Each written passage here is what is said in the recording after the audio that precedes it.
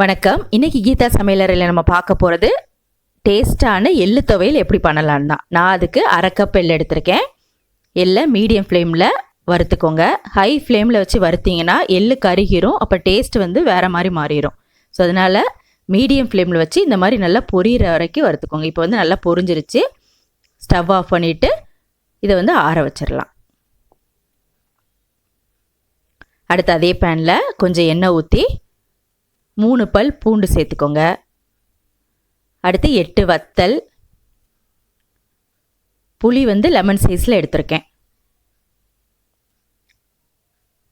கடைசியாக கொஞ்சம் தேங்காய்.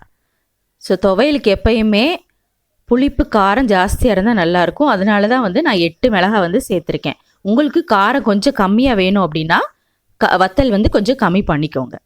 ஸோ இது கலர் சேஞ்ச் ஆகிற வரைக்கும் நல்லா எண்ணெயில் வதக்கிக்கோங்க. ஸோ இப்போ ஓரளவு நல்லா வதங்கிருச்சு. இப்போ ஸ்டவ் ஆஃப் பண்ணிவிட்டு இதையுமே நம்ம ஆற வச்சிடலாம்.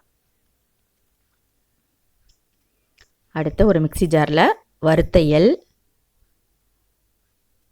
அடுத்து தேங்காய் வத்தல்லாம் வதக்கியிருக்கோம்ல அதையும் சேர்த்துக்கோங்க. அடுத்து தேவையான அளவு உப்பு சேர்த்துக்கோங்க. உப்பு சேர்த்து நல்லா அரைச்சி எடுத்து வச்சுக்கோங்க. ஸோ இந்த துவையல் புளியோதரை தயிர் சாதம், லெமன் சாதத்துக்கு நல்ல காம்பினேஷன். ஸோ கண்டிப்பாக ட்ரை பண்ணுங்கள். ட்ரை பண்ணி பார்த்துட்டு எப்படி வந்தது அப்படிங்கிறத கமெண்ட் பண்ணுங்கள். தேங்க்யூ.